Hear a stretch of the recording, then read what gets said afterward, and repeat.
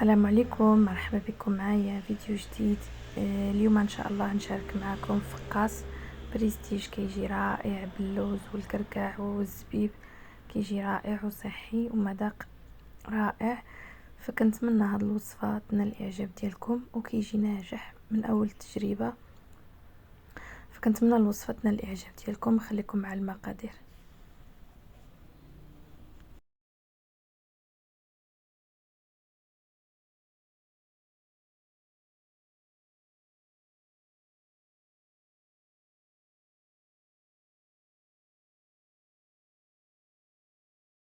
هنا بالنسبه للمقادير عندي 4 ديال البيضات، عندي كاس مخلط ما بين درت نص كاس ديال الزبده ونص كاس ديال الزيت، عندي كاس ونص ديال السكر، عندي كاس مع مرش ديال الحليب، عندي ساشي ديال سكر فاني، عندي 2 خمارات، وعندي قبيصه ديال الملحه، وعندي ربع كاس ديال المزهر. انا غنخلط في الخلاط الكهربائي.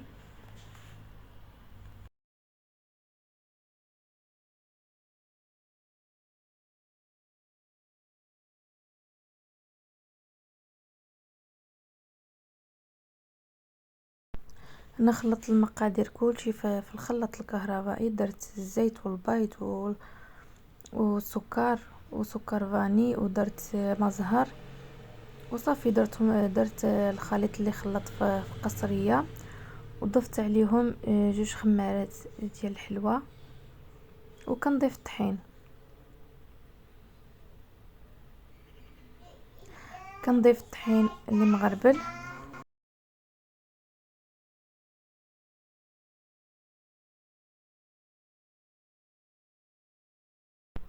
صافي، وكنجمع بيدي حتى نحصل على العجين يكون ماشي قاصح بزاف وماشي رطب.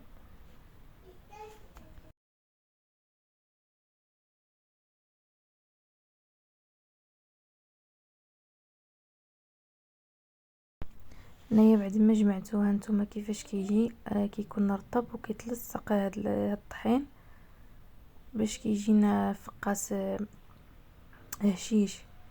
هنايا غنقسمو على كويرات، 4 د الكويرات، وغنغطيهم وغنخدم بالاولى.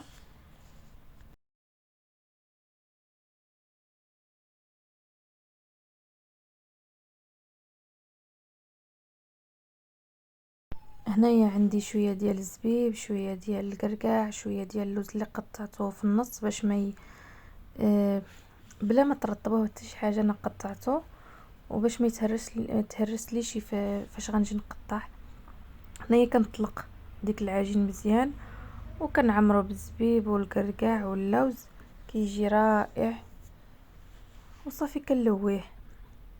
هنايا كندهنو بالصفر ديال ابيض ديال البيض، عاد كنلصق عليه ديك المكسرات، وكعاود كنزيد ندهنو باصفر ديال البيض باش يلصق لي مع العجينه، وكنلويه. هنايا لويته ودهنته بابيض ديال البيض، ودرته في اللوز ايفيلي، كيجي رائع وصافي. غنديرو في اللاطه اللي غتدخل في الفرن.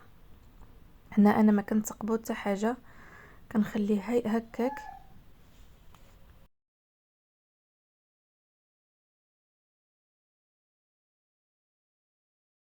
هنايا غنخلو الفران يكون بارد وغنشعلو غير من التحت، غنشعلو فحال الشمعه، غنشعلو شويه باش يطيب على خاطرو وما يطيبليش بزاف.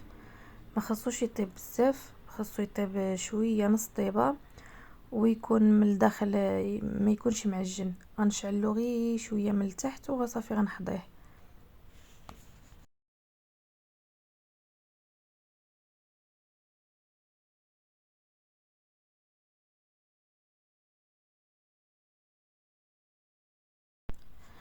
هنا بعد ما طاب لي خليته بات. احسن حاجه هو يبات. خليته بات حتى الغدا ديالو، عاد بديت كنقطعو بموس يكون ماضي. قطعته على هذا الشكل هذا وغندخلو الفرن يتحمر. صراحه كيجي واعر وساهل، ماشي شي حاجه اللي صعيبه، ومن اول تجربه جا رائع، ما تشبعوش منه، كيجي لذيذ بزاف. وشاركت معكم هاد اللقطات، فكنتمنى هاد الفيديو ينال الاعجاب ديالكم. وإلا عجبكم ما تنساوش تدعموني بلي لايك والاشتراك في القناة وتبارطاجيو مع الاحباب والاصدقاء. نتلاقاو في وصفات اخرى ان شاء الله. في امان الله.